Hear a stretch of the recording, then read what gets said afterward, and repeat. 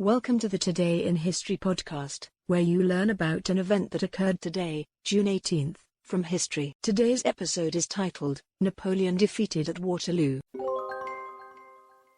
At Waterloo in Belgium, Napoleon Bonaparte suffers defeat at the hands of the Duke of Wellington, bringing an end to the Napoleonic era of European history. The Corsica-born Napoleon, one of the greatest military strategists in history, rapidly rose in the ranks of the French Revolutionary Army during the late 1790s.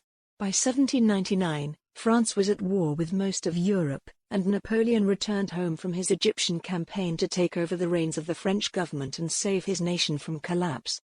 After becoming first consul in February 1800, he reorganized his armies and defeated Austria. In 1802, he established the Napoleonic Code, a new system of French law, and in 1804 was crowned Emperor of France in Notre Dame Cathedral.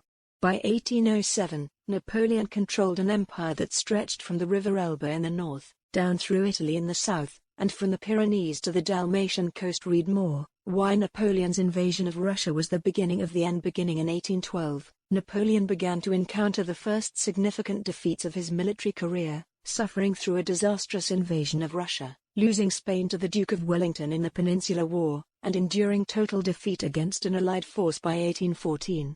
Exiled to the island of Elba in the Mediterranean, he escaped to France in early 1815 and set up a new regime. As Allied troops mustered on the French frontiers, he raised a new Grand Army and marched into Belgium. He intended to defeat the Allied armies one by one before they could launch a united attack on June 16, 1815. He defeated the Prussians under Gebhard Liebrecht von Blücher at Ligny, and sent 33,000 men, or about one-third of his total force, in pursuit of the retreating Prussians. On June 18, Napoleon led his remaining 72,000 troops against the Duke of Wellington's 68,000-man Allied army, which had taken up a strong position 12 miles south of Brussels near the village of Waterloo. In a fatal blunder, Napoleon waited until midday to give the command to attack in order to let the ground dry. The delay in fighting gave Blücher's troops, who had eluded their pursuers, time to march to Waterloo and join the battle. By the late afternoon, in repeated attacks, Napoleon failed to break the center of the Allied center. Meanwhile, the Prussians gradually arrived and put pressure on Napoleon's eastern flank.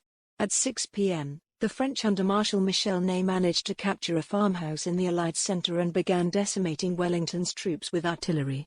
Napoleon, however, was preoccupied with the 30,000 Prussians attacking his flank and did not release troops to aid Ney's attack until after 7 p.m. By that time, Wellington had reorganized his defenses, and the French attack was repulsed.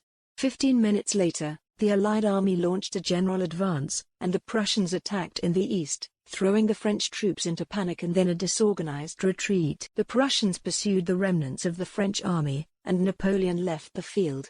French casualties in the Battle of Waterloo were 25,000 men killed and wounded and 9,000 captured, while the Allies lost about 23,000. Napoleon returned to Paris and on June 22 abdicated in favor of his son. He decided to leave France before counter-revolutionary forces could rally against him, and on July 15 he surrendered to British protection at the port of Rochefort. He hoped to travel to the United States, but the British instead sent him to St. Helena, a remote island in the Atlantic off the coast of Africa. Napoleon protested but had no choice but to accept the exile. With a group of followers, he lived quietly on St. Helena for 6 years. In May 1821, he died, most likely of stomach cancer. He was only 51 years old. In 1840, his body was returned to Paris, and a magnificent funeral was held. Napoleon's body was conveyed through the Arc de Triomphe and entombed under the dome of the Invalides. Read more, the personality traits that led to Napoleon Bonaparte's epic downfall.